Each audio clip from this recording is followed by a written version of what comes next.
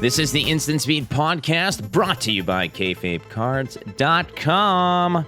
Yeah, it's the place to go for flesh and blood goodies, cards, sealed product, everything you need. But it's not just for flesh and blood. Are you into Magic, Pokemon, other card games? Go check them out. You want to go get your stuff shipped directly to your door. Everything you need for flesh and blood, go to www.kfabecards.com. That's www.kayfabecards.com. Go check them out. Great people, awesome team, also sponsored by Kayfabe Cards. These are really, really good, awesome people. Our guest today for episode number 51 is none other than DM Armada, aka Stephen Cookus. Yeah, I spent a whole weekend talking to this clown, but the circus is just beginning. We got a whole episode wrapped up, and we are talking things like, hey, what happened at U.S. Nationals? What about our big trading endeavor that we did? Going off the rails in general, the uniqueness of the decks. We talk about a lot of cool stuff as well as the community, but I want to go through all the national champions that we just crowned this past weekend. Starting with Michael Hamilton of the USA on Icelander. We had Warun Juasanthriat of Thailand on Phi, Lee Ming Han of Taiwan on Lexi, Sebastian Speicher of Switzerland on Icelander, Nicholas Bengtsson of Sweden, that's on Briar, Kubik William of Slovakia on Viserai, Bartosz Zemba of Poland. That's a tough one.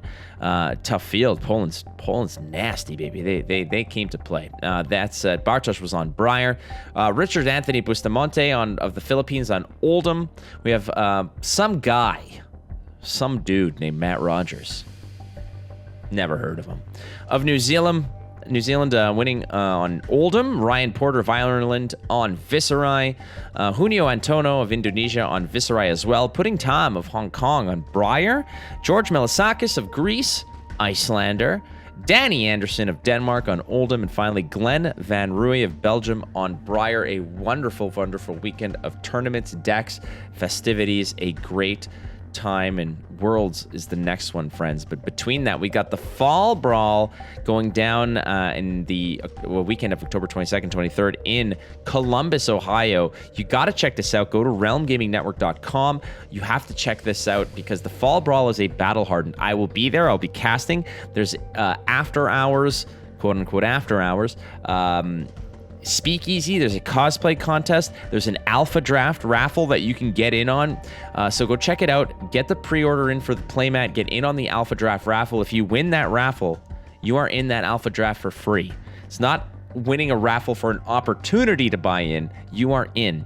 Lots of cool stuff going on. So go check that out. All right, our guest today is Stephen Cookus, aka DM Armada, a good friend of mine and one of my favorite casting partners of all time. So buckle up, friends. It's gonna get rowdy. The Instant Speed Podcast welcomes back Mr. On the Rails. That's your name now, by the way. I will accept that name. I will wear it as a badge of honor to cast alongside you, my friend. Thank you. I will be the On Rails. You are on rails. You are also a well of knowledge who keeps me from fully embarrassing myself on broadcasts. You are my partner in rhyme, Stephen Cookus, a.k.a. DM Armada. How are you? I'm okay. I'm still recovering. I'm still trying to, sleep. Yeah, I'm tired, but I'm good. That first full rest in your own bed, it's majestic, it's amazing, but you're still kind of running on the fumes of a really good weekend. So I went to bed. I didn't set an alarm. I had nothing really to do today. Well, I had things to do, but I had no reason to really wake up early. But I woke up at when I would probably have woken up for the event, at 7 a.m. And my body was like, "Hey, go for it." And I was like, "We're done, dude. Just commit. This is your moment." Yeah, but it's sad. But I'm glad that you're back, and I'm glad that I'm talking to you. And I was thinking about it. I'm like, oh, do we do a caster roundup for this? What do we do? And I was like, you know what? I want more bro time with GM Armada. Yeah, that's where we're at. Let's just hang out. That's it. I mean, for those of you who are tuning in, this is episode number 51. I passed by 51. I know. Isn't it nuts? Seriously, you could listen to an episode a week, and next episode, yeah, will be a year. Well, the 1 year anniversary actually happened. Somebody had to tell me. I think it was Right. Logan Peterson actually messaged me or mentioned it to me. He's like, "Hey, I was on Flesh and Pod last week," and he said they were talking about what episode that was, and he's like, "Yeah, it's like we're right on par for the 1 year anniversary of Instant Speed Podcast." I said, "Wait, what?" I said, "I should be paying attention to this." So I think the first ever episode of Instant Speed came out at the beginning of September of last year, and I had no idea that I had eclipsed the 1 year mark. So here we are. You've done it. Yeah. And now if someone wanted to tune in right now, they could listen to one a week, and then by next year they'd be on episode 52, which is next time. Yeah, but then they'll already be another 52 episodes behind, right? So I guess if you're playing the cat, you'd have to listen to 2 a week. So one from the past and the freshest one. And then here we are. I like that idea. Oh man, someone do that in this video. Like listening to this podcast, do that. Start that process. Yeah, do you have like 70 hours to burn? Like 3 straight days? Like that's kind of how it goes, but who knows? It might be, a couple days before Christmas, you're really anxious. You don't have to go to work. You want to get excited for Christmas morning, you had to kill time. I used to replay GoldenEye. That was my thing. Oh my God. I had a Thanksgiving / Christmas tradition. You know what it was?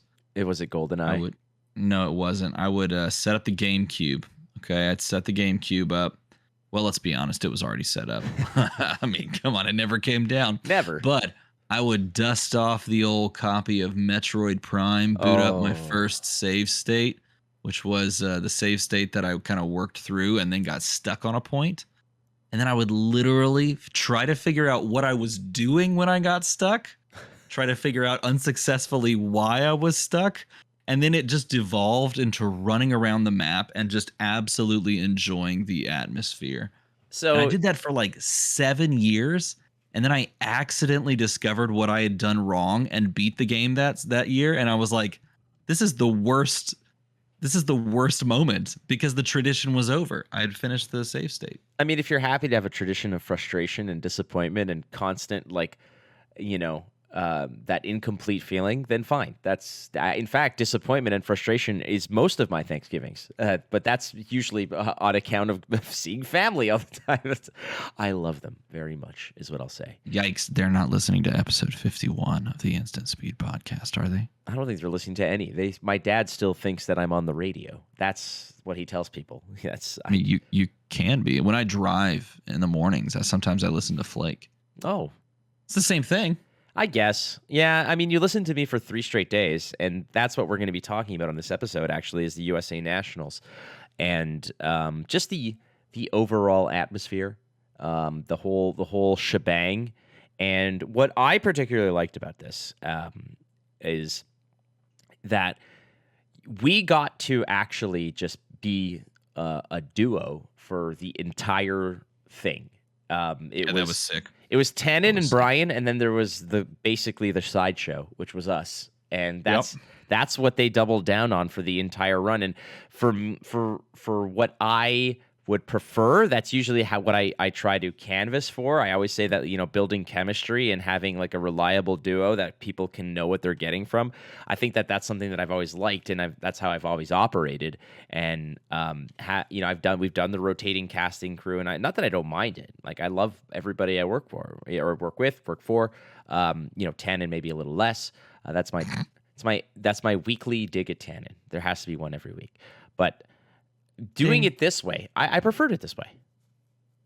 I really liked it too. Here's the caveat. That crew is so experienced and so cool that we could literally pivot around and it would be a blast. But man, do I have so much fun just sitting down and just riffing alongside of you, my friend. Well, it was a blast. It was a hoot and also a holler. Oh, hoot and a holler. I thought you were going to go with a hoot and Annie. Like if, Oh, that too. We've had jamborees, but we've never had a hootenanny. And I don't know where on the tier list of, rambunctious activity where hootenanny places over jamboree, but hoot and holler is actually probably somewhere in their middle right there, I would say. Well, let's go ahead and work in segment 1.5. We'll do a hootenanny tier list. kind of rank all of the various terms that Yeah. we can use for parties. There you Shindig. go. Tier B, probably. Shindig's not a bad one. It's not Yeah. bad. It could be better. But yeah, it was a great time all the way around. The play, the decks, the entire atmosphere. Again, it doesn't get better than these in-person events. You just go there, you get to plug into the community live, and what's great about it is that we had so much like extracurricular nonsense that we were getting up to. But Yeah. we'll get into that shortly. But I just want to get your feel of the USA Nationals. How did it compare from last year? How did it feel this year? What were your thoughts on that? Okay, so from a tournament perspective, I guess as a viewer / commentator, this tournament was so, I don't want to say it was more interesting. It was so dynamic. I'll put it that way. It was so much more dynamic than last year, because last year you look at the format, I think it started off with Tails Sealed, and then after Tails Sealed, it was Classic Constructed. I'm pretty sure that's how the format laid out. I don't know if it was there. I think there was draft. I do believe there was draft last year. Maybe it was Tails Draft. Maybe it was that's Tails how it worked. Draft last year, I think. But it ended up kind of parsing out to basically just become everyone take Briar, and then some form of Briar, and then like if you didn't take Briar, you just stomped on everyone because you were Oldham.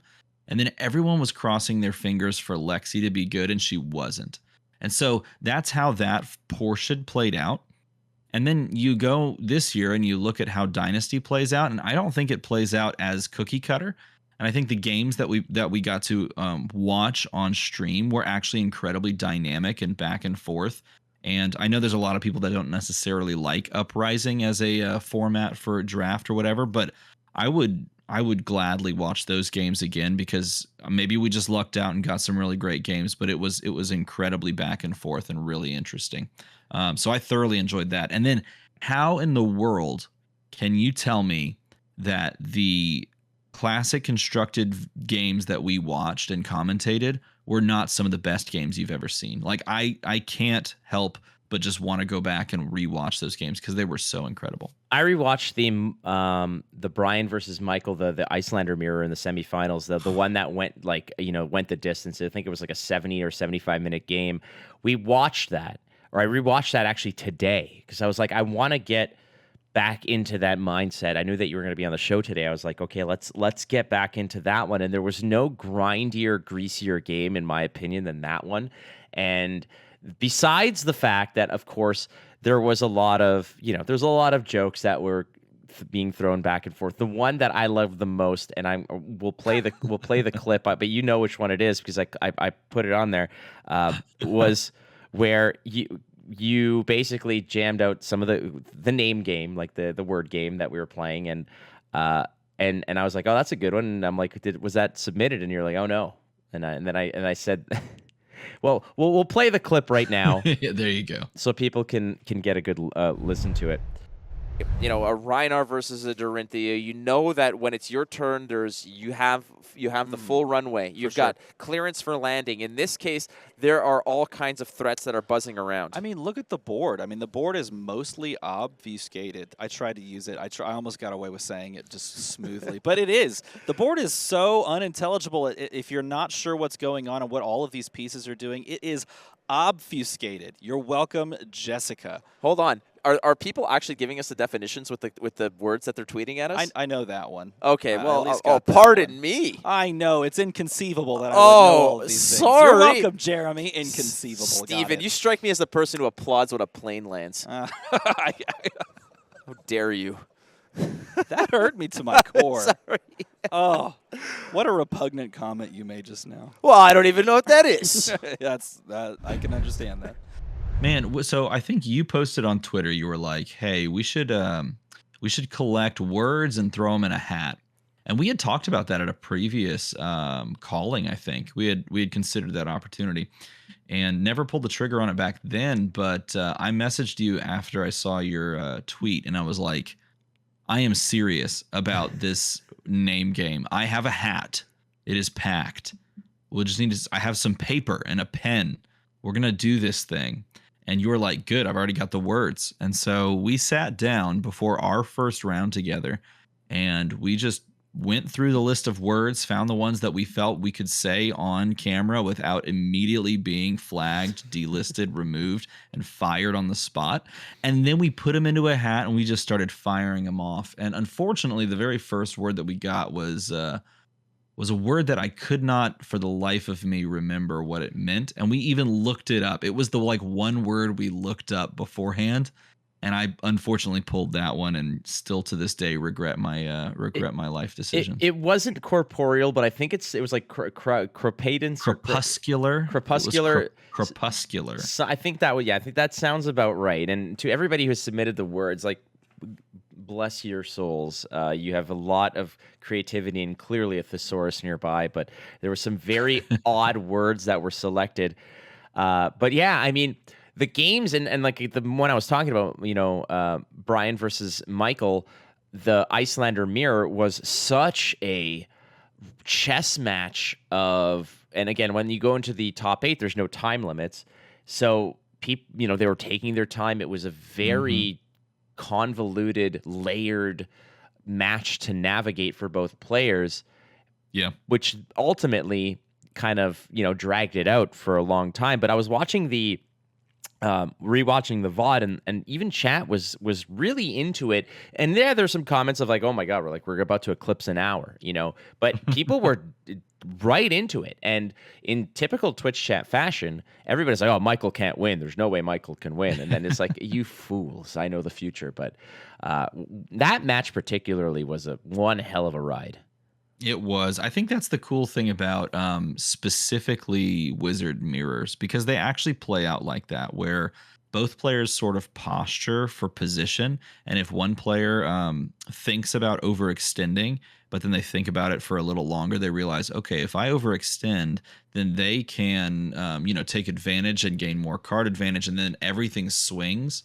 Man, Icelander, same exact thing as Kano mirrors. It's like if you just a little bit overextend, if you're playing against someone who's really good, they just come at you. So a lot of those turns, if you watch that game back, anybody that's listening to this, a lot of those turns are like, I have 2 cards in hand, I pass.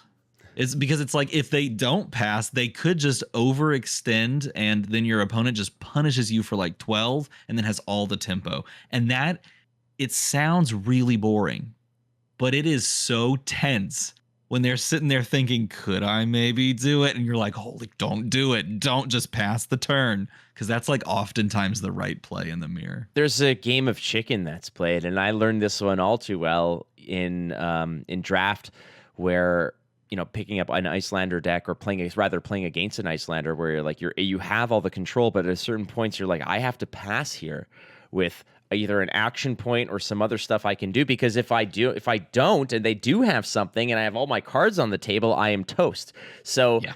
It's a game of chicken in that regard, and when both players have that capability to just legitimately just pull it out of their ass and win when the other person's kind of blinking, it's makes for, yes, a grindy game, and yes, a slow progressing game. However, a really intriguing match when 2 maestros, and there's a word you'll love again. There it was. 2 maestros playing so marvelously.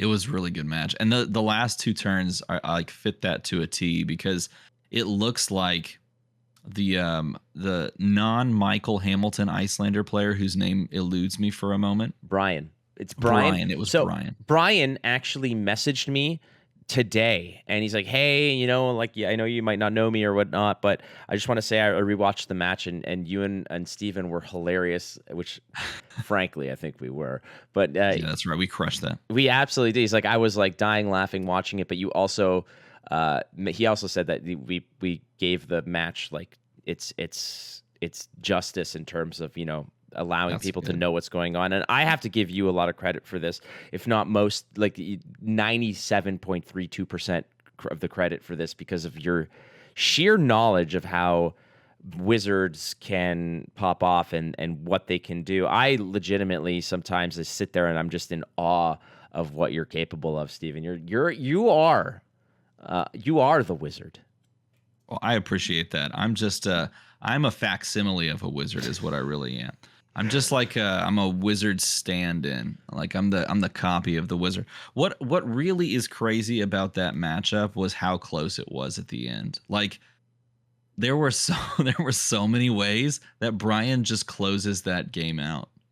And Michael, to his credit, literally figured out all of them and played around all of them.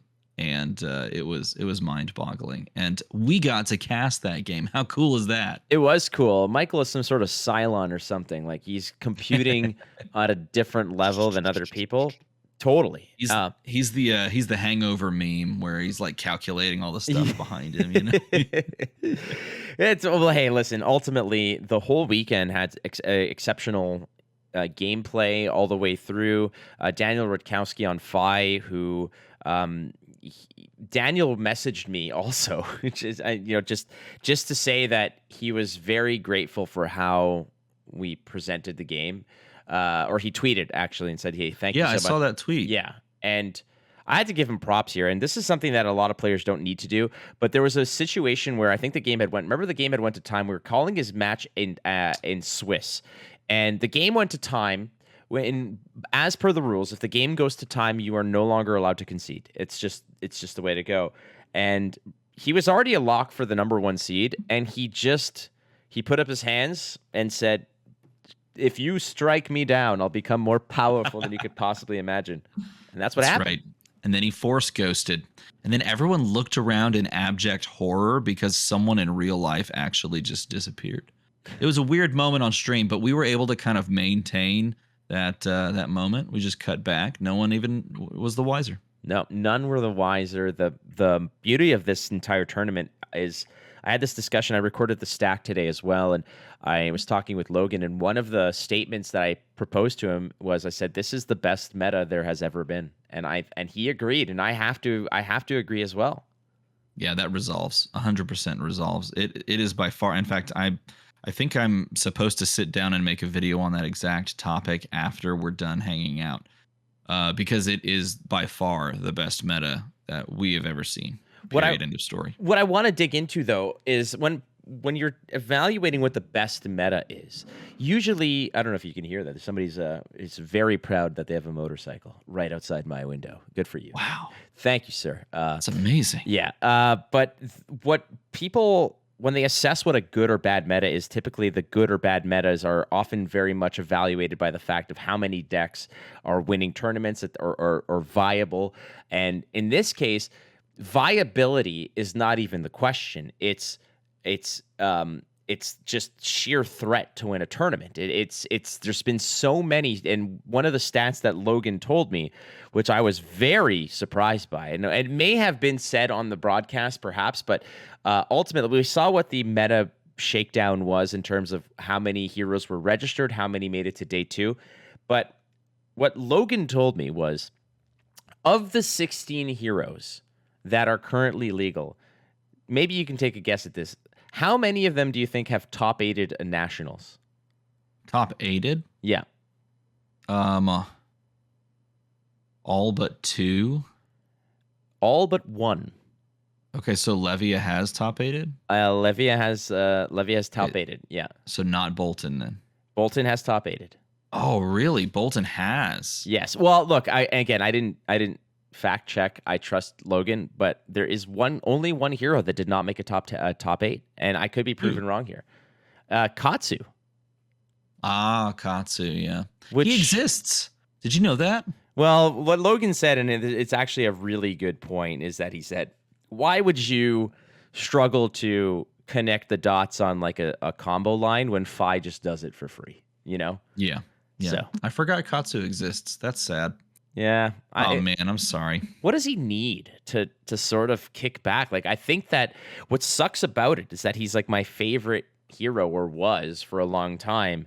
And I got an altar done for Katsu thinking that, it's not a dead thing. I think what Katsu needs is like a Katsu specialization combo line that is just supercharged, because without a talent and without the natural go-agains that Fi has, Like if you're struggling, if you're jamming a whelming gust wave and it has to be riding the back of a surging strike, like what can you possibly do to really keep pace with Fi? That's like, well, they're all red, they're all go again. They could all, they could all suck it. Like they're just so good.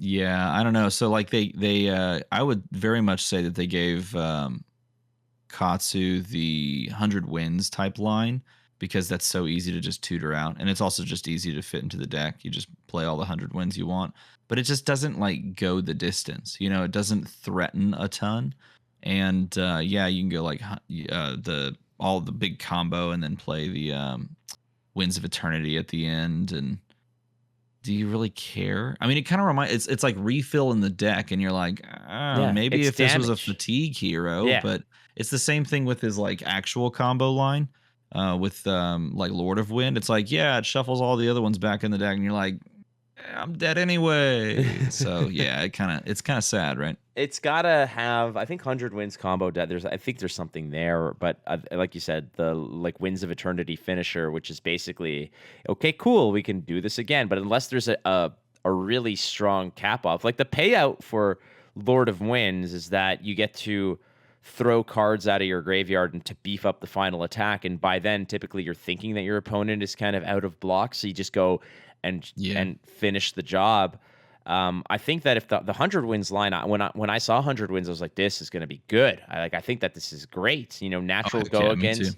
But I think what it desperately needs, in my opinion, is a finisher that maybe counts the 100 wins that are in the great, like, or already on the combat chain, and something along those lines. I think that it's like for every 100 wins on the combat chain, it gets +2 attack, and there's no go again on it. Or like give it something like the Swarming Gloomveil treatment.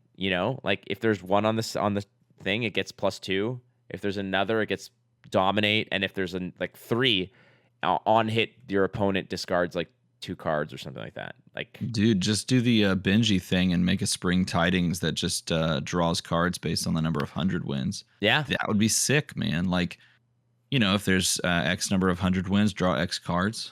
That'd be nutty. When I see 100 wins, I'm like, okay, I'll like playing a lot of Guardian lately, at least. I'm like, or Prism. I'm like, I'm just gonna throw a 3 block in front of it. Like, I'm just gonna throw a 3 block in front of it. It doesn't hurt my feelings. But Katsu was the only hero that kind of fell short in national season. A lot of them, I mean, again, out of the 15 that showed up in top 8, and maybe like 8 of them actually converted for a win, which is still really good. Bring those numbers to any other card game, and they would kill for that kind of play rate. Yeah, that's crazy. That is really crazy. Within the heroes themselves, and I think I mentioned this on the broadcast, but I want to talk about this a little bit more and get your feel on this, is that even within the heroes themselves, there's like a micro meta within the heroes themselves, be it Oldhim going from hyper defensive to hyper aggro to mid range, Icelander just jamming now, think cards like, E-Strike and Wounded Bull and Findle's Fighting Spirit and stuff like that. What is your thoughts in terms of hero identity? Is it good that heroes can be just kind of Swiss Army knives to a degree, or would you prefer that the heroes really adhere to an ideology that they're known for? No, I think it's very good that a hero can pivot. And part of the reason from a fundamental standpoint of card design and game design is because you want someone to be able to pick up a hero and then be able to change them enough that they don't necessarily lose their identity as who they are and what they play like, but change them enough to suit their own sort of play style, their own subset of style of play. Like, for example, Oldhim. Oldhim can be a hyper control fatigue deck, right? And that is, perhaps you want to call that his identity. But he's just as valid playing fused Oakenolds and throwing pummels. There's nothing to say that that's not part of his identity as well. And there's also nothing to say that you can't find somewhere in between where the colors start to run and the layers cross to represent your version of Oldhim. And that's a really cool thing. The same thing can be said about, like, I don't know, Kodachi Fi that uses Mask of Momentum and really just tries to threaten a ton of card draw, versus Combo Fi that just wants to like find the 3 Art of Wars, play them down, go and get Lava Burst, and then try to win the game that way. It's honestly, it plays the same way. versus maybe the Oldham example, but that is a way that you can tweak the deck. And I think that the more flexibility there is within a hero, the more interesting and the more fun the meta is. And that's what we see in this meta. We see these heroes organically shifting out of what we would normally consider their identity into something that is just as valid. Throwing giant attacks is a very Guardian thing to do, and that's what Oldham can do as well. And he can pummel them. Going slightly wider, sure. I mean, technically we have that ability, in Crucible of War to some degree, and you could do it with people were trying it with Time Skippers when Monarch came out for Guardian. But Icelander, being able to play pure arcane damage and then shifting into a hybrid build, it existed the moment she hit the table when she came out in the previous expansion set, and you could play her in multiple different ways, and that's what makes the meta, in my opinion, right now incredibly interesting. It's not just the variety of heroes, but it's the fact that any hero could sit down, and if you find a new way to play them, your opponent now has to respect that. Could they be this? Could they be this? Could they be this? That's what's really interesting to me right now about the meta. Yeah, and it's not like this is what the meta is, even, because it's volatile. It's constantly in fluctuation. And from, we did when we did Singapore, we were mentioning about how Singapore was going to be a nice little litmus test for Lil, because it was going to be probably the first major tournament with Uprising cards that people were going to look at all the way moving forward towards Lil and how they were going to prepare for it. There was only a week in between. Most people's decks were probably going to be locked in before that, but ultimately just to see what are some of these players playing. And how did that translate to Lil? It wasn't a direct translation. I don't think there was really it wasn't like a carbon copy, but it was close. It was similar. There was a lot of cool stuff. Dash didn't perform as well necessarily, but the national season from week to week, people were saying, all right, like U.S. Nationals, people wanted to have a look at this, U.S. Nationals, all the 500 or so players who were preparing for it were looking at like Canadian Nats, UK Nats, all the other Nats moving forward to say, all right, our metas might be very similar. So what are you guys up to? And how can we watch your tournaments and see what happens? And Oldham in Canada won. And Reinars there was a pair of Reinars in the top 8, but none of that translated to what this bracket eventually looked like. I don't believe that in this game there's ever going to be, let's say, a completely solid meta, as long as there's no like Starvo level heroes that are out there. Yeah, that's a good way to put it. And I would also say this, and I was curious to take your thoughts on this.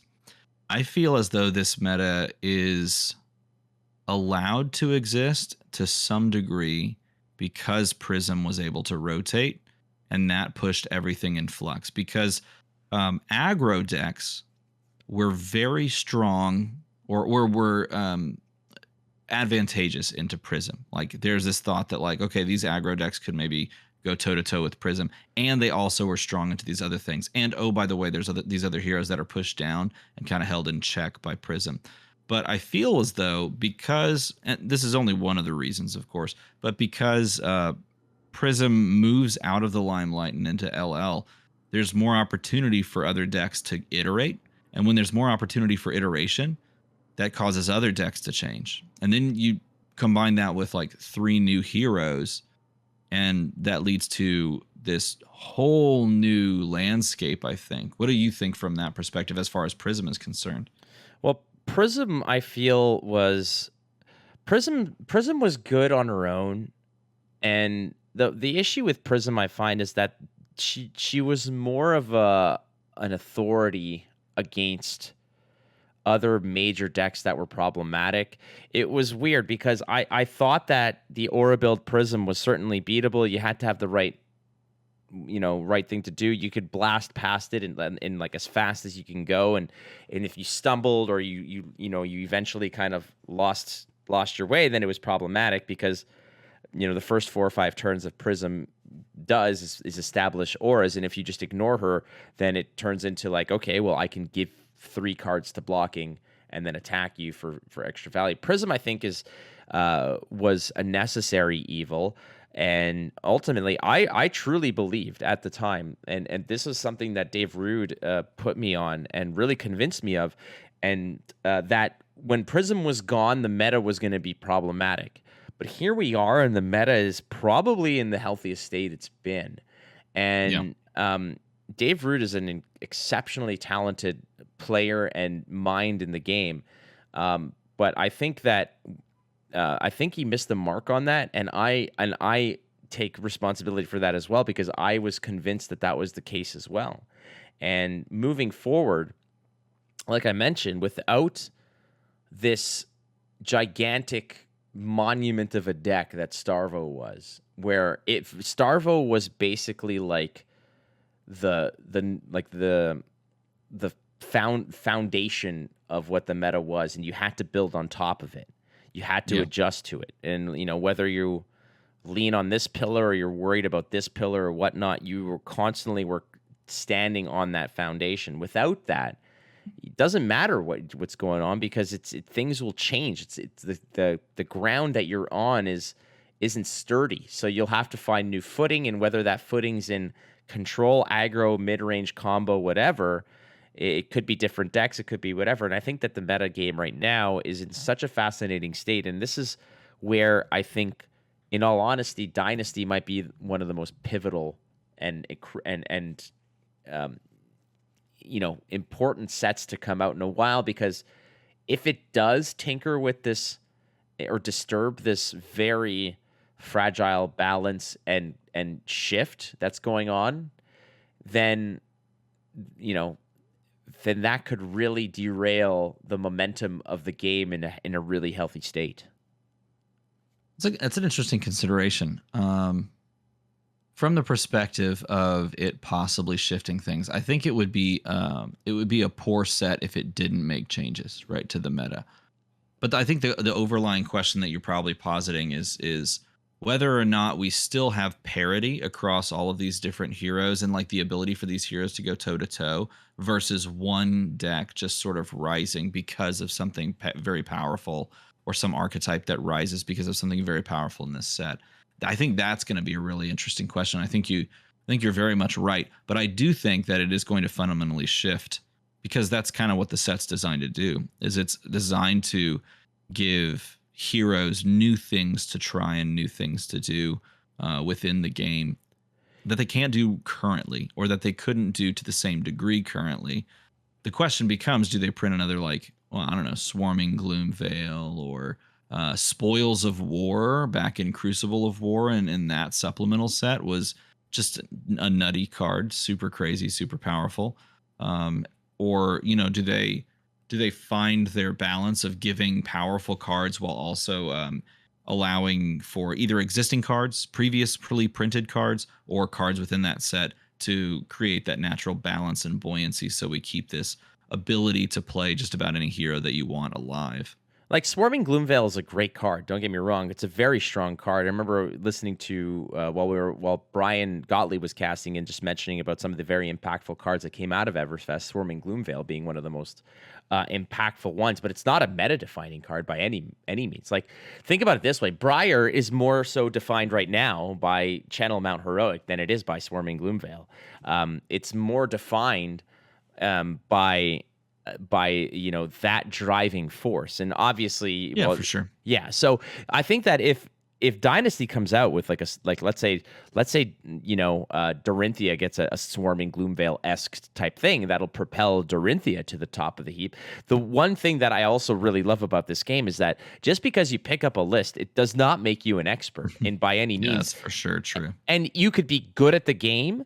Rather, you could be you could win a ProQuest on Starvo or on Bravo, and think you're the tits, but you pick up a Dorinthia list from a tournament winner and have no bloody clue what the hell you're doing. And I am the first one to say this, because I've performed well with certain decks. I've performed well with Briar, with Prism, with Guardian, but I've picked up like Dromai and I've picked up like Icelander, and I am absolutely freaking lost. I have no clue what to do because the game doesn't play the same based on the hero that you're touching. Truth. Yeah, that's very true. I agree with that. And I think that's one of the best things about the game. And it's why I always encourage people to try all the different heroes and just like play as many different heroes as you can, because if you main one hero, you're going to really get good with that hero. And if that's all you want to do, that's awesome. But if you want to enjoy the game in the perhaps the fullest way that you can, trying a different hero that's fundamentally different from the play style that you're maining is so much fun, because it really makes you think about things in a completely different light.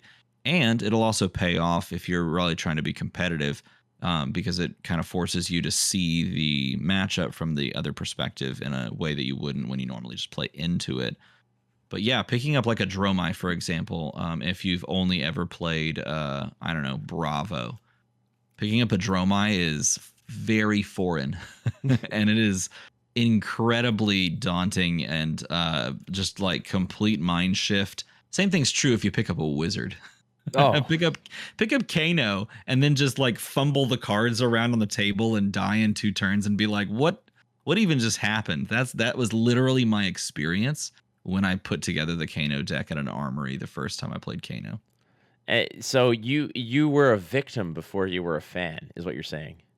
Oh heck yeah. I was like, this seems really cool. Like you could do some weird, tricky things. I'm not sure what you can do, but I'm going to build this deck before an armory. And then I customarily just like threw up all over the table and like had no clue what I was doing. I kind of fell over for a minute, blacked out, woke up. I realized I was at 0 and my opponent had already killed me. Yeah. They were like eating a hot dog. And I was like, how did this happen? And then I was like, I need to learn how to play this deck, because it literally was like, I'm going to play this action. And then I'm going to sit around and do I do things? When do I do stuff on your turn? Oh, I'm dead. Yeah, there's no bigger sense of false confidence than when you're presenting lethal to a Kano player. It's like, I got you. And they're like, yeah, hold on, pal. Like, call an ambulance. Yeah. But not for me. And that's when they come across. Exactly. It's like, hold on, I got to make some phone calls here. Let me call in some favors from RNG land and just absolutely blow you out of the water. No, all Kano players know exactly what's on top of the deck. Sure they do. We did the blood pact. Oh, did you? Well, I wasn't part of that because okay. I'm join the club. I will one day. I will. I listened to you and I listened to Caleb Van Patten, aka Majin Bey, talk about their just love of Kano. And it makes me want to go to wizard school. It makes me want to go to Hogwarts, dude, because I really, really, really want to be that guy who's all right, I'm going to put you on the spot. You ready? Mm-hmm. One day when you're streaming from Talishar, Mm-hmm. just invite me on. Yes. And we'll work through Kano together. Yes. Can we do like a 2 to 3 hour kind of like boot camp? Heck yeah. Oh. Heck yeah.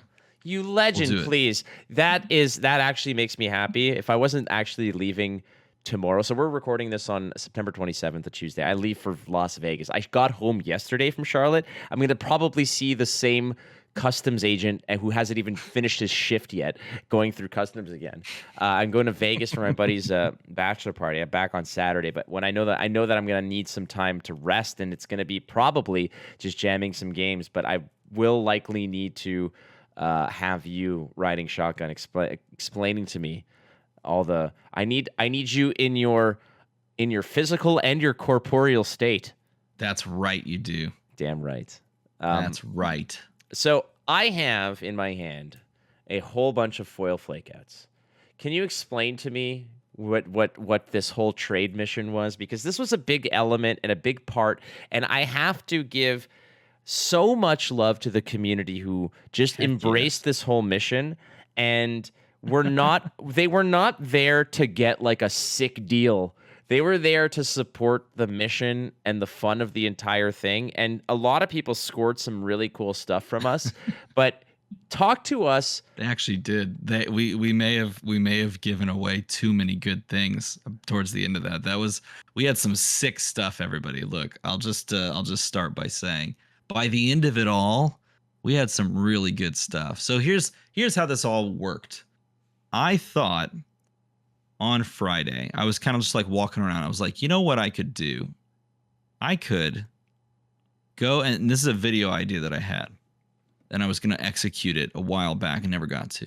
I could go to one of these tables and I could get a cracked bauble, and I could take that paper clip of a card and I can trade it into a house, because you know what? In this housing market, we kind of need that. It's too difficult to buy straight up. So my thought was this: I'm going to go get a cracked bauble, and then I'm going to trade it. Then I'm going to trade it again. Then I'm going to trade again and again and again. And eventually we'll have something really cool to show for it. And I thought, you know who would really do a good job accompanying me on this? Someone who's way better at trading than me. And so I said, all right, Flaky, you're going to do this idea I had, and I'm just going to walk next to you. And so this is what happened. We wrote a sign, and by we, I mean you wrote a sign, and I stood there and I watched while I put a very generously donated cracked bauble foil given to us by some random kid that was sorting Crucible of War bulk at the very end table, as far as I could possibly walk. I put it in a little snap case. You drew a sign that said, "Let's make a trade," and history was made this weekend. It was brilliant. It was brilliant. Amazing. We have to here's how this actually ended up, friends. Is like a lot of it was also the fact that we as casters have absolutely no opportunity. We have all the desire in the world to participate in side events and play the game, but we do not have the opportunity to. So we could not get some of the promos. And I mean, we just spoke about how Steven loves Kano, and all Steven wanted was a cold foil Kano, and you were ready to dish out. You were gonna slam a Benji on that thing, like. I was really thinking about it. Yeah, so Thinking about it. I said, why don't we try to get you one with this little trade up game? So what started with a cracked bauble, we were walking around and with the sign just saying, "Hey, we're making trades. Who wants to make a trade?" And people are like, "Well, for what?" I said, "Well, what you got?" You know, they're like, "What do you need? What you got?" So we sat down, and it started with the wonderful people at Metrics Metagame.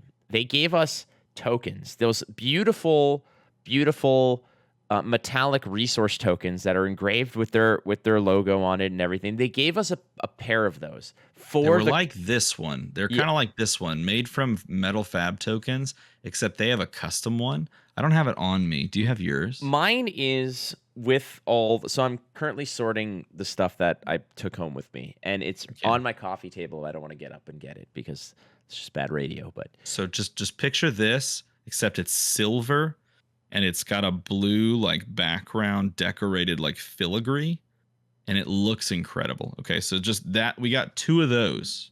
We got two of those. From there, we traded those for a lot of stuff. Well, what we kind of did, because there were some trades that were proposed, and somebody offered us two cold foils that were like a couple bucks a piece.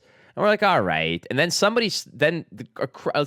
a little crowd gathered. There was a little bit of a ruckus, if I will, that was beginning to gather, where a bidding war ensued for those two wonderful tokens. And it went 0 to 60 in an absolute heartbeat. It was it kind of got away from us a little bit in a very real way. Yeah, and we weren't out there to like fleece anybody, and we were very upfront about what we were trying to do here. We said, "Hey, we're just looking for trades. Whatever you guys want, like we're just accumulating stuff." And those two tokens eventually turned into on one side, dude, first of all, people were insane. And we had to eventually refuse certain offers because it felt criminal at a certain point. One of the offers, yeah, dude. Well, so the most obscene one for me, where I was like, first of all, you need to rescind that offer and get your head checked because you're out of control here, was somebody offered us a Marvel Icelander for the token. Somebody slammed down a cold foil Rampart of the Ram's Head. Tell them what we settled on, though. Okay, so we traded some tokens for a couple of like sort of smaller ancillary cold foils. Some like a couple dollar cold foils. We did get a play set of erase faces. They were a little beat up, but they were still usable, still good. Just a little lightly played, as they say. You could definitely see some usage marks on those. So we got those cards. We also managed to get a rainbow foil tiger stripe Shuko, which occurred. And that, by the way, has come down in price a little bit, but it's still a legendary. Because, you know why I went down in price? Because people know that you can trade a resource token for it. Let's go. How am I paying dollars for this? And then, to top it all off, someone threw in the cold foil young Kano, and I literally stopped them. And I said, this is too much. And they were like, I'm never going to play with this card. I don't care about it at all. I'm just going to trade it here, and you're going to enjoy it. And I'm like, are you sure? Yeah. And they insisted multiple times that I take that card. So that is now the card that I am playing, and then I swapped it out for my own personal token, the one that I've been using, a double-sided Arcane Rising Kano token, and I gave that to someone. Well, so that was pretty cool. Yeah, we both signed a side of it. You signed the adult Kano, I signed the young Kano, I believe. And someone actually tweeted out and tagged us in and said, "Hey, this is like my crown jewel of the entire weekend was this token," which I thought was really nice. Pretty but cool. What's even more nutty about that is that the individual who traded us to Kano, like, came out of that trade and was like, "You guys, you suckers," and we're like, "What?" He's like, "I would have thrown down an extra $60 to seal the deal." I'm like, no. You are very kind, but like, we are already a little bit over the top here, but we did kind of full circle this as well. Yes. Yeah. So from that point, we traded a few more times. We ended up with a small shop tucked to the side where the judges weren't lurking, so that they wouldn't immediately like tell the entire system that there's this illicit like operation in the back of the room. This black and market. They start charging us like rent or something. They're like, "Hey, you need to pay fees on your no. Okay, so because we were trading, I'm sure it would have been fine." But we tucked over on the side. We had like graded cards that we had eventually traded for in like slabs. We had a Pokemon card make an entrance. Yeah. It was bonkers. It was crazy. So the way that this basically ended up was our mission here was, it's like, okay, so Steven wanted the Kano from the beginning. That was the mission. So we cashed out the Kano. I didn't have a Tiger Stripe Shuko. I cashed out the Tiger Stripe Shuko. But we still had this like small hoard of treasures that we were like, well, we don't need them. We had like a cold foil Frost Hex. We had the graded cards. People were bringing their custom tokens and signing them. And we had someone brought the contents of an alpha pack. Mm-hmm. It was like all terrible cards, like terrible colors for like their pitch values and stuff. But they were just like, here's the alpha pack. Can I have that cold foil Frost Hex or something like that? It's crazy. And we're like, absolutely. And then sweetening the deal later on, so on the last day, we were just wheeling and dealing, baby. We were just like, everything must go. People were showing up, and we're just like, yeah, absolutely. You could have this, you can have this, but we're still getting stock. So we took the whole stock, and we brought it to Min-Max Games, where Sam Dando was like that death dealer, that cold foil graded 8.0 death dealer that's worth $20. He's like, my friend would die for this. So he traded me out of his he traded us out of his own collection a cold foil Crucible of Aetherweave, and he showed us the prices. He's like, I am taking such a loss on this purely for the memes and to help you boys out. I were like, you're a legend. He's like, but all the other stuff is trash, and if I actually bought this for the store, I would get fired into the sun by a cannon. Right.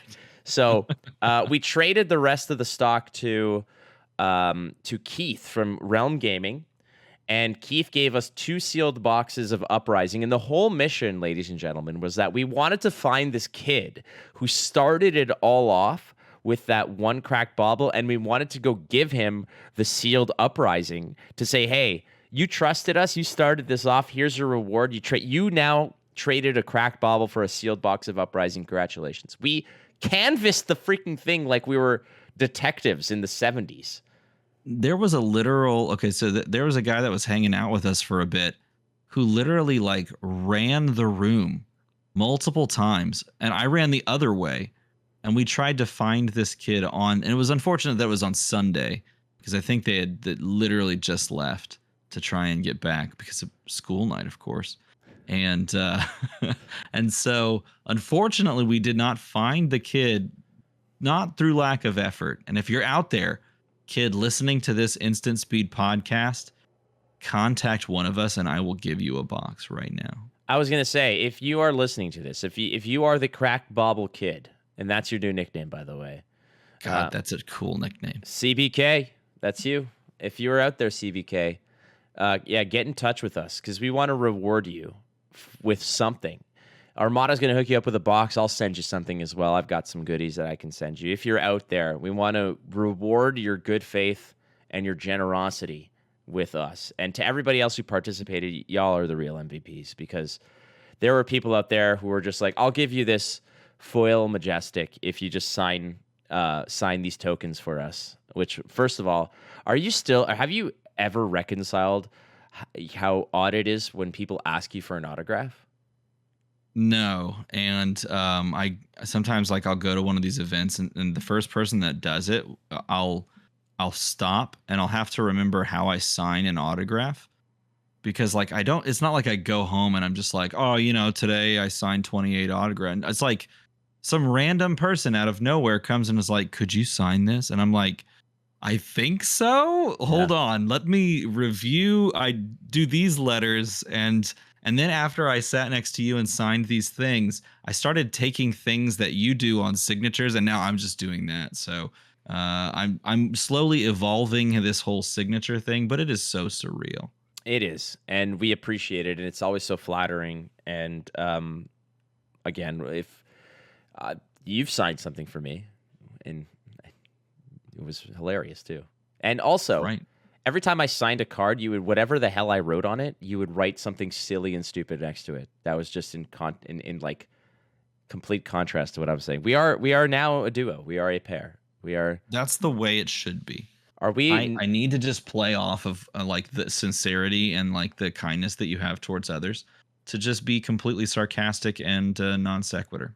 And you know what's crazy is that DeMarco and Armada. We could be DM Flakemata. This could be an interesting. Sounds like a disease, frankly, but that's just in the comments here on the YouTube video. Go and leave best like duo nicknames. Yeah, we need one. We definitely need one. Sick. Flakemata. Yeah, it sounds like like there's blood coming from the center of our hands.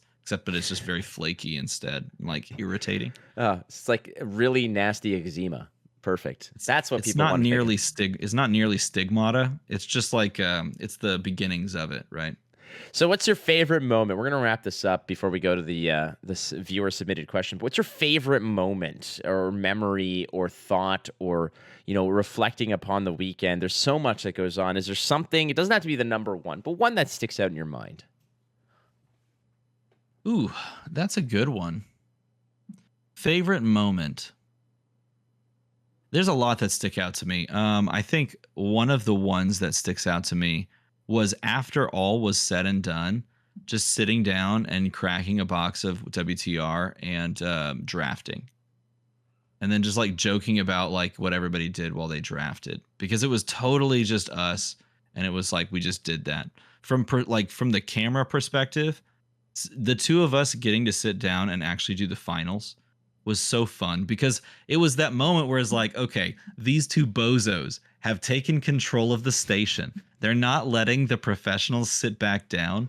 And now can they thread the line between insanity and professionalism? And I think we threaded the line fairly well. Yeah, that's a really tightrope to walk there, and and we opened that segment literally by saying, you thought you were going to get the professionalism of Ten and Grace and Brian Gottlieb.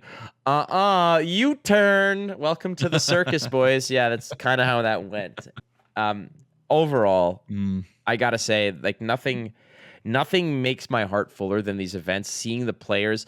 And this is a community where these events are not just, they're not these cliques of people that show up, play, go home, and that's about it. It is an experience from the day before the event begins and everyone starts filing into the city to the day or the night of everybody sort of taking off. It is it's just this gigantic love-in of people getting together and having a good time, and I think that's awesome. Agreed.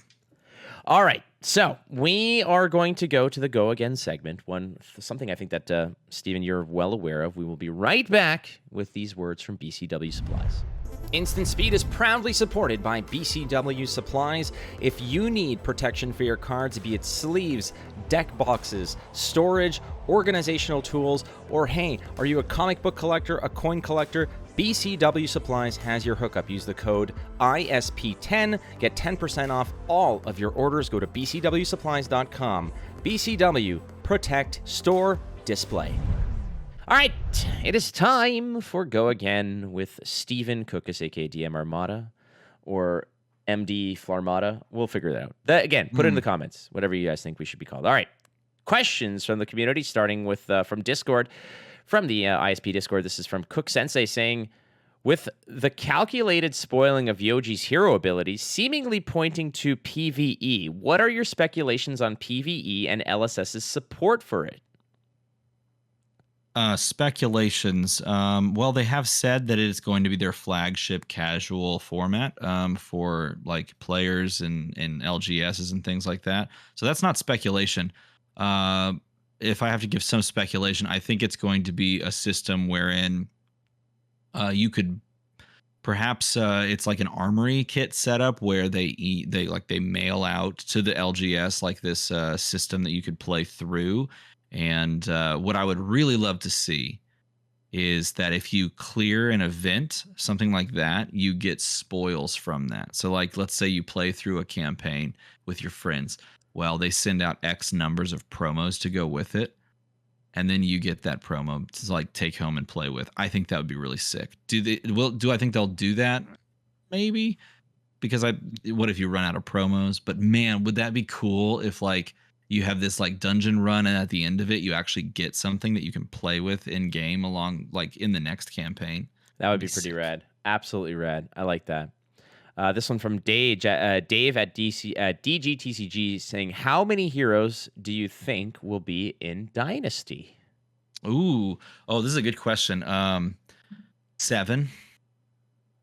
That's my answer. Actually, 7? Yeah, I think like 7. I think like 6 or 7. I really do. Wow, I'm like 4. You think so? Maybe 4 is probably the wiser answer, but I'm going with like 6 or 7. Here's why. Yoji has a promo number, and when you compare that promo number to the previous promo hero number, there's like 7 spots in between, or like 6 spots in between. Like the Emperor, I think, has a promo number as well. And you go Emperor to Yoji, I think those numbers are like either they're next to each other and then there's a gap, or it's like Emperor and then there's like several spots and then Yoji. Either way. And they could obviously like mix around the promo spot, but I think there's like a chunk. I think there's a good chunk. You think there's alphabetical order involved with that as well? I don't think so. I think they list it out as chronological. So when they printed it. Okay. So if that's the case, and again, you can actually look up all this info on the Collectors Center on their website. You can literally just see this all. So if you want to go check that out, anybody listening at home, feel free to go to the Collectors Center, scroll down to promos and look at hero promos. But I'm fairly certain if memory serves and there's no weird mistake or anything like that, there's a gap of several heroes. And I do think that they are going to introduce a new class in this set. And I am very much hoping that it's a seer, because that would be so cool. A fire seer. That's pretty sick. That is pretty cool. This one's from Dave, same Dave, but Dave's son, actually. Next time, Dave, you got to let us know what your son's name is. So to you, Dave's son, thank you for the question. Asking, what do you think, DM Armada, about Yoji being a Guardian, considering the lore states that Guardians are from Arya? It does. It says that Guardians were sort of appointed by the Elementals. I think it was by the Elementals to sort of imbue them with their power. Very similar to how what is the best way to put it? How the warriors in Solana are given their power through their little like avatar. Essentially, like Bolton is given power, and the Prism is given the abilities via some like powers via soul. And it sounds very similar to how the Guardians are given power. But I do think that all precedents were broken the moment they printed Levia. And she was a shadow brute, because the moment that happened, I was like, oh, cool. So they can, it's not like a region locked like class brute. They can literally just call anyone that's brutal in nature and that plays to a certain like setup or like archetype a brute. And I think the same thing is true of Guardian. And it could be that they just like work in some interesting lore connections too. Sweet, sweet.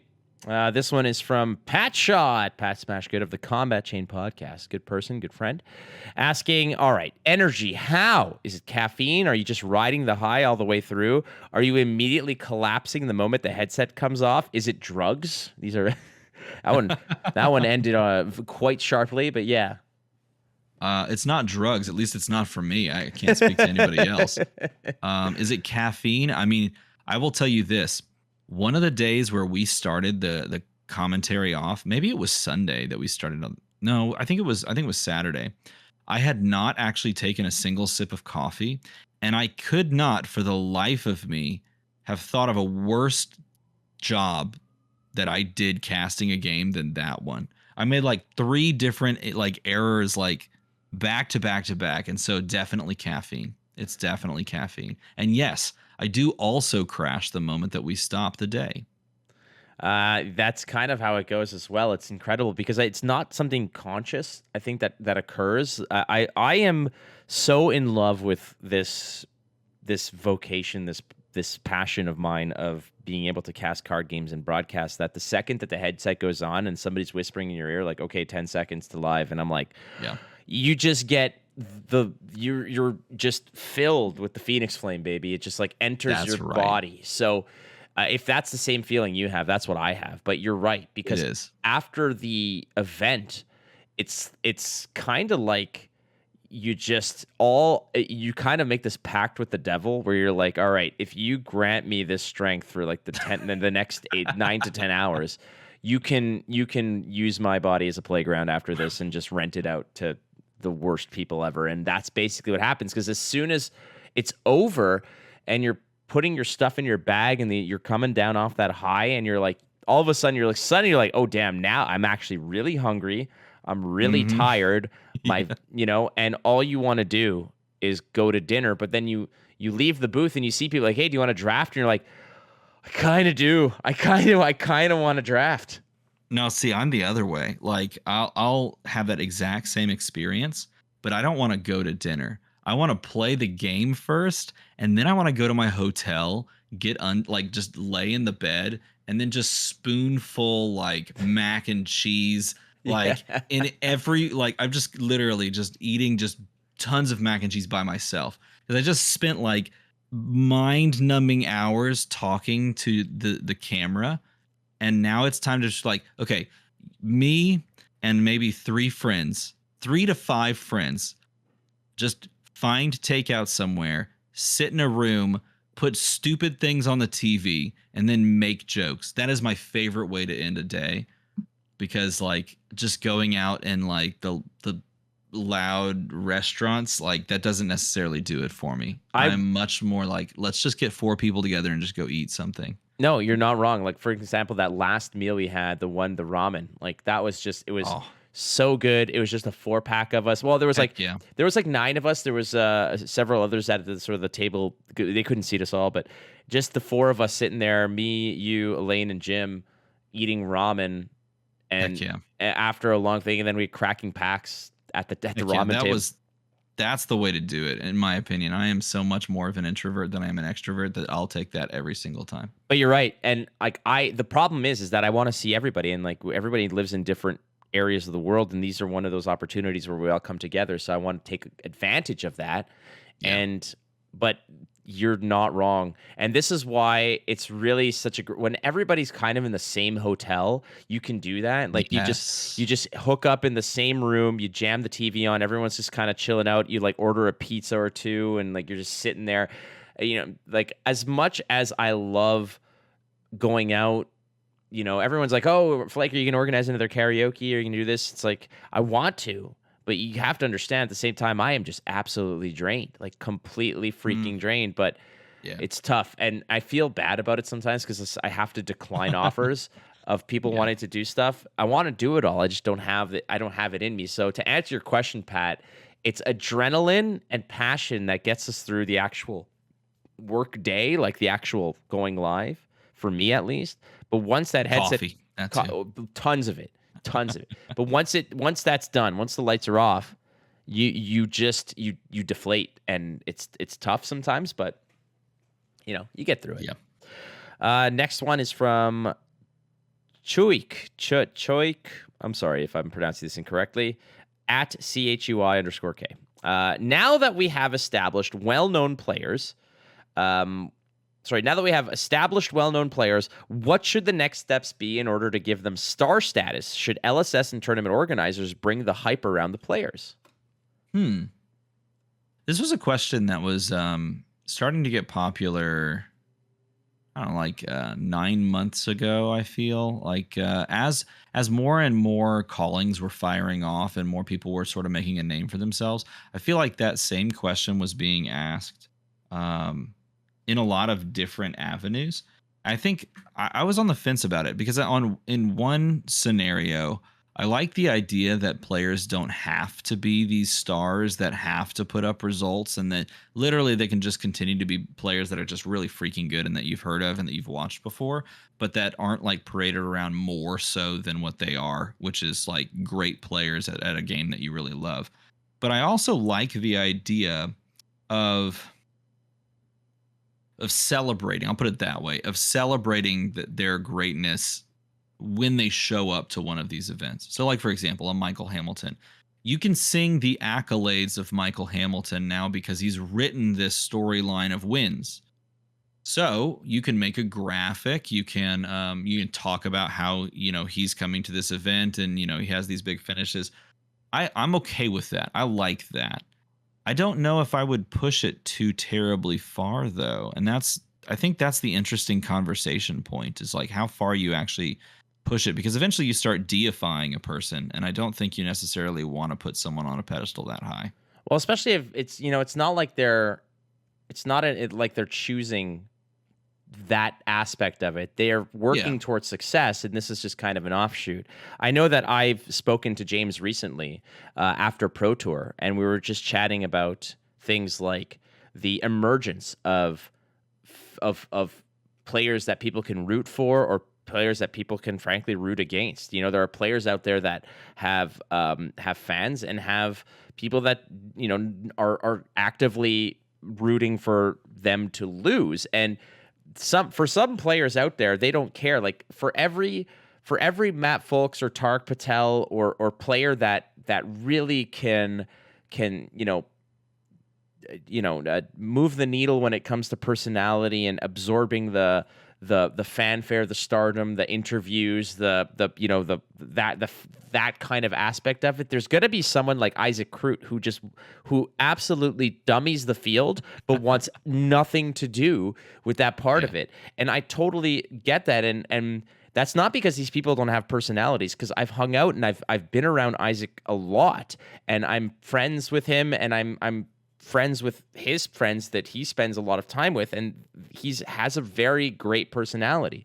He's just not somebody who frankly gives a crap about that element of it. He doesn't want to be a celebrity, quote unquote. But I think, and this is something I have been banging the drum about for so long, is that these games are always so much more fascinating and engaging when the spotlight is also on the personalities and minds behind the games that are being played, so that there is somebody that you can kind of root for. It's, That's true. if all wrestlers were just big dudes who smashed each other, you don't really have somebody that you favor or not. It's, it's more so you're at that rate, you're rooting for the heroes that they're playing, So I like it when Tarek wins, because Tarek's somebody I know, and I know his personality, and he's got maybe he's got some swagger, and I wouldn't even call it cockiness because he's backed it up time and time again. But that's somebody that I want to see win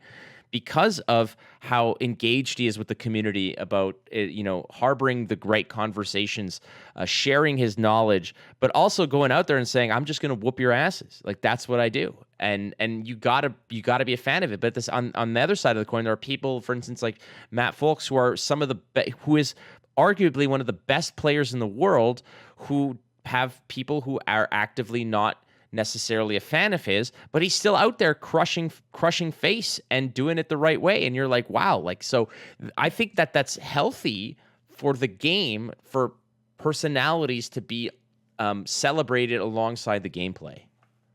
Yeah, I can agree with that. I think what it all boils down to is that at Worlds, you can expect confetti cannons and walk-up music for like every Swiss round. Oh, I hope and so. if we don't get that, riot. Well, I have spoken to James White multiple times about his and I unhealthy obsession with turning Flesh and Blood into a wrestling match, and we are working on it. And I think that honestly, it's something that in 2023, everybody out there might be surprised to see what might be brewing. But I hope that it happens, because we've tossed ideas around, but ultimately at the end of the day, it's his game, it's his budget, and I can, if it was up to me, I'd be like, yeah, and then we're gonna have a 16-man elimination bracket on the moon, and it's gonna be insane. So, ideas. I would are watch that. People would watch that. Definitely would. There would be a delay though. So, all right. Next one up is from Tommy's Top Picks, asking, should cookies be hard and flaky or soft and moist? Soft and moist.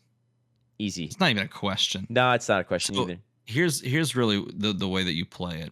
If you're thinking like a traditional cookie, the outer layer can be like have a decent crust to it, right? But the moment that you break it open, if it's not just soft on the inside, that's not a cookie, it's a cracker. Okay. And crackers are good too.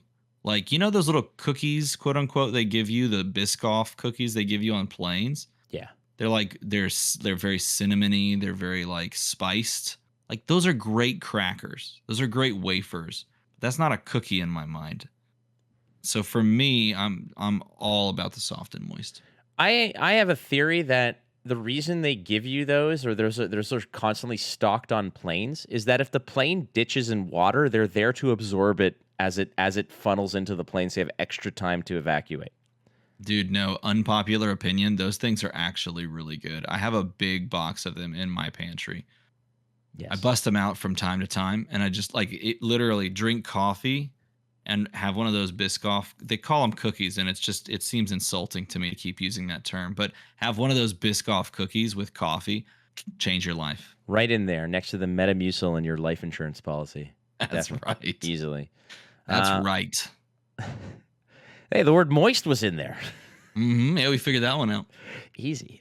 Jeffo, great human being, awesome person, big supporter of Flesh and Blood and the community, asks, when you are done casting for the weekend from an event, are you like, I don't even want to think about Flesh and Blood? Or are you like, now I need to play after watching everyone?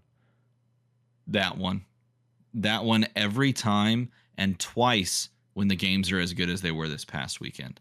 Because holy crap, I don't know how you can have a pulse and watch all the games that we watched this weekend and not want to just go play that game. Because that game is so fun. Have you ever played Flesh and Blood? Like, seriously? The game's amazing.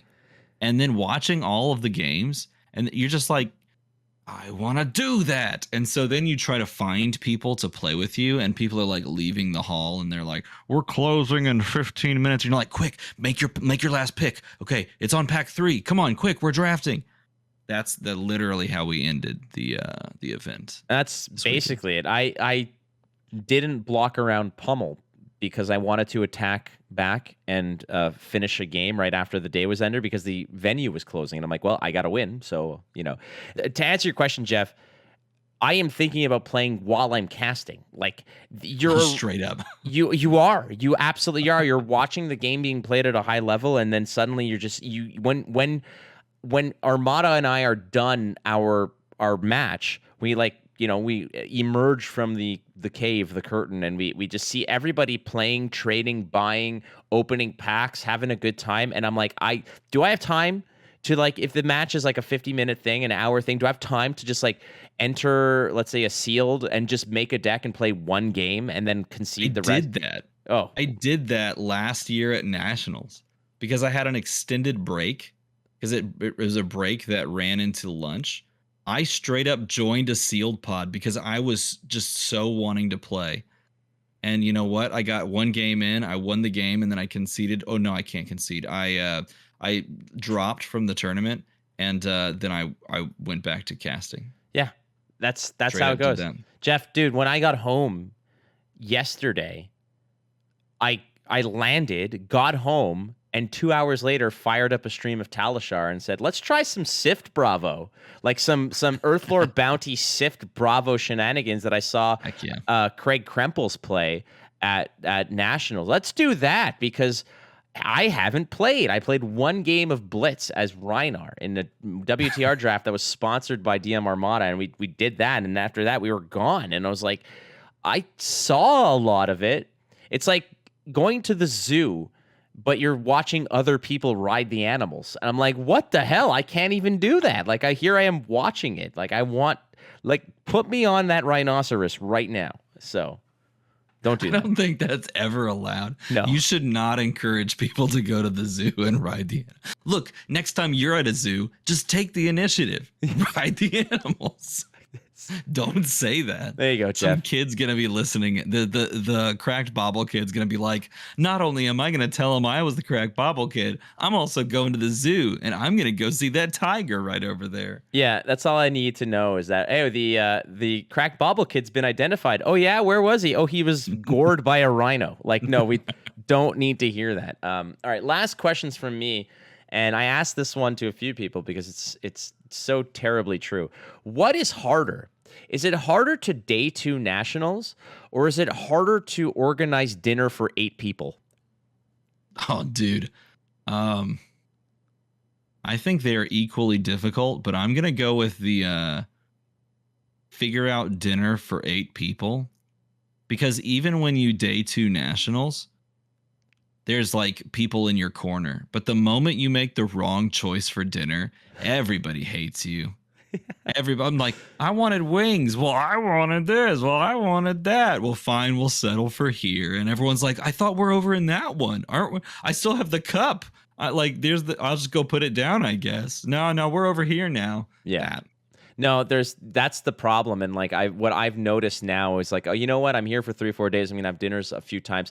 I'm gonna tell one person where I'm going, and if anyone asks, they can join. But as soon as you kind of make it a big thing, first of all, finding a table for like, oh, like, what's your group? It's 17 people. Yeah, okay, that's really the most awkward number. Then somebody's going to have some dietary restriction where they can't eat anything that casts a shadow or something weird like that. And you're like, and then it just becomes problematic because you all want to be together. And like, literally, it's come to the point where my strategy is, all right, I'm going for dinner. This is where I want to go. These are the people within my immediate vicinity. That's what I'm doing. If there's a gigantic shift where everyone wants to go somewhere else, as long as somebody else plans it, I'll go. But this is the plan until anything happens. But it is the most difficult thing is to organize dinner for like an 8-pack at one of these events. Guaranteed. That's right. 100%. Sold. That ends it. That concludes Go Again, Steven. We're done. Give it a grade. Nothing else to talk about. A+. 9.5. The corners were a little bit scuffed, but surface grade was great. Thought so. Definitely not centered. No freaking way.